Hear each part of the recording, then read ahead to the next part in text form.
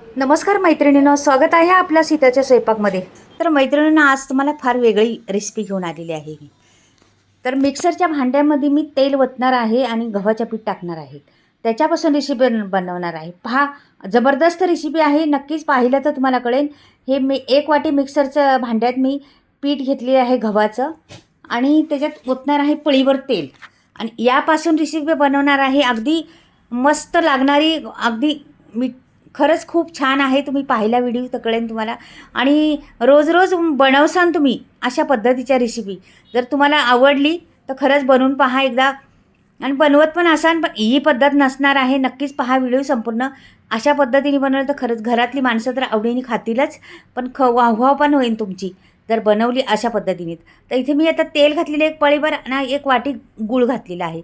1 वाटी घातलेलं आहे गव्हाचं पीठ, 1 पळीभर तेल घातलेलं आहे आणि 1 वाटी मी गूळ घातलेला आहे. आणि हे 2 चमचे भरून असे बघा, पळीचे ती पळी 2 पळे मी रवा टाकलेला आहे त्याच्यात. आता हे तुम्ही म्हणसान केक आहे, पण केक नाही बाई मैत्रिणींनो, हे वेगळीच आहे रेसिपी. नक्कीच व्हिडिओ पाहिला तर कळेल तुम्हाला काय आहे ते. फार सुंदर आणि फार टेस्टी लागणारी, सणासुदीला पण करू शकता, कधीही करू शकता, मुलांना टिफिनलाही करू शकता. 1 वाटी पाणी घालायचं पहा आता. तर हे सर्व मेजरमेंट एकदम परफेक्ट आहे. त्या मेजरमेंटनीच करायचं आपल्याला. आता ह्याला मी दळून घेणार आहे छान.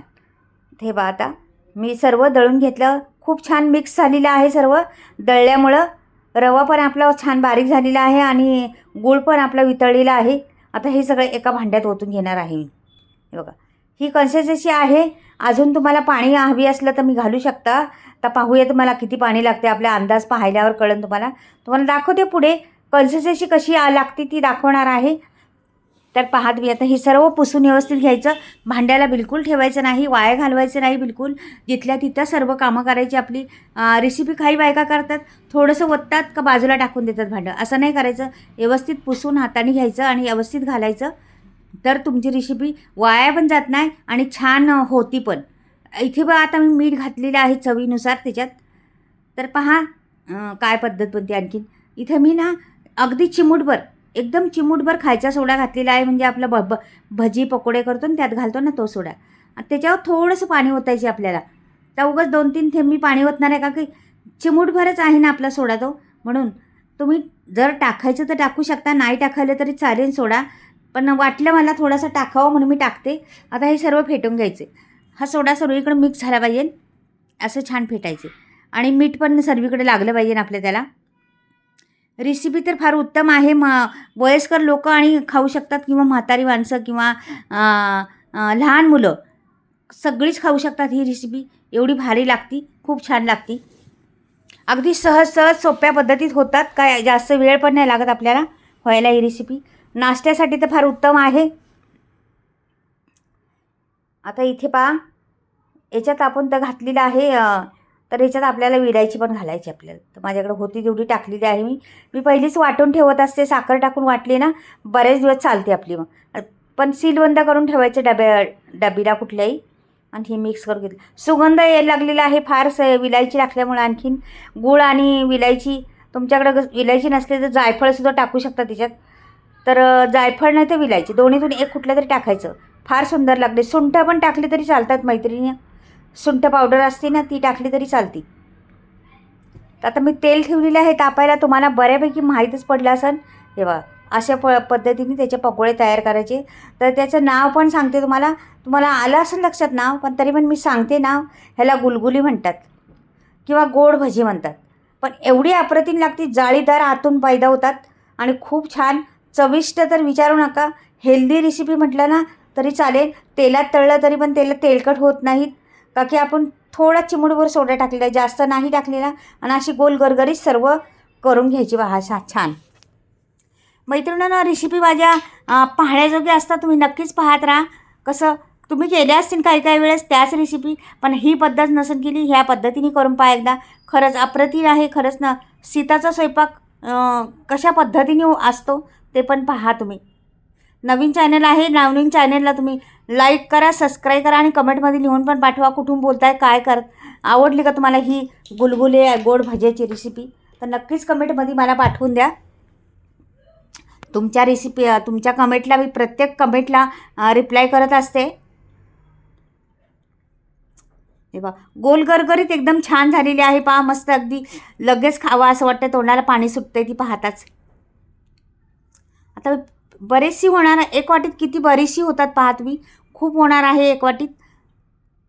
का की तेल पण त्याला जास्त लागत नाही, कमी तेलात आणि गव्हाची केल्यामुळे पौष्टिक गव्हा आणि रव्याची पौष्टिक पोत. मैत्रिणी आमच्याकडे माहिती आहे कधी करतात, आमच्याकडे ते वर्षातनं एकदा पूर्वजांना जेवण घालतात, पित्र म्हणतात, कोणी म्हाळ म्हणतं, तर त्यावेळेस ही गुलगुले भजी करतात, तर फार छान लागतात. त्यावेळेस तर मी आपली चांगली मोठा डबा भरून करून ठेवते.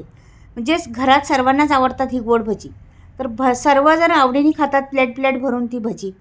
दुसरी भजी नाही खाणार ती तिखटवाली, पण ही गोड भजी एवढी जाळीदार आतमध्ये बनतात ना, ही सर्वांनाच आवडतात. तर तुम्ही पण करून पहा ही पद्धत एकदा. आणि सामग्री काही जास्त लागत नाही त्याला, फक्त गूळ आणि तुम्हाला नुसतंच गव्हाच्या पिठाची करायची तर करू शकता. नुसतं गव्हाचं पीठ घ्यायचं, रवा नाही घातला तरी चालेल. म्हणजे काही गोष्टी नसल्या तरी मी तुम्हाला ॲडजस्ट करून घ्यायला सांगते, का की होतात चांगल्या. फक्त व्यवस्थित टायमिंग करायचं, व्यवस्थित भाजायचं, व्यवस्थित सर्व केलं ना, प्रत्येक गोष्ट चांगली होती, प्रत्येक रेसिपी लावण्याजोगी होती, छान होती.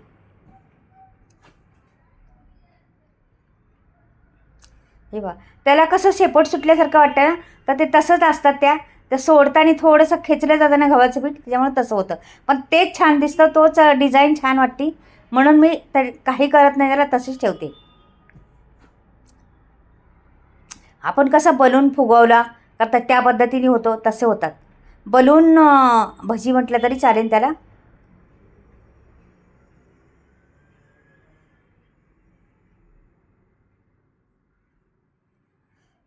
आता सगळे सोडून देते. आता चिकटणार नाही, फटाफट होणार आता, का की आपलं तेल पण तापलेलं आहे आणि एकमेकाला चिटकणार पण नाही.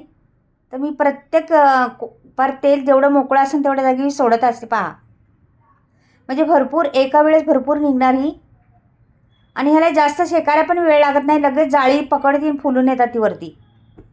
त्याच्यामुळं रेसिपी एकदम सोपी आहे आणि सहज होणारी आहे, लवकर होणारी आहे. हे बघा आता फिरवायची इकडून तिकडे जरा का झाली आपली गुलगुली. याचं नावच आहे गुलगुली, जसं म्हटलं तर गुलगुलीच म्हणतात. आणि गोड भजी पण कोणाला नाही गुलगुली माहिती तर ते गोड भजी बी बोलू शकतात. मस्त ही पण निघाली लगेच. म्हणजे बघा ना, बोलता बोलता सगळं लगेच निघतं. आणि ह्याला जास्त काळं करायचं नाही, का की लगेच ते गुळाचा पदार्थ आहे ना, लगेच काळा पडतो गोडाचा पदार्थ. म्हणून बेताचाच असेल तेव्हा काढायचा, थोडासा गुलाबी रंग यायला झाला ना, मग काढायचं त्याला.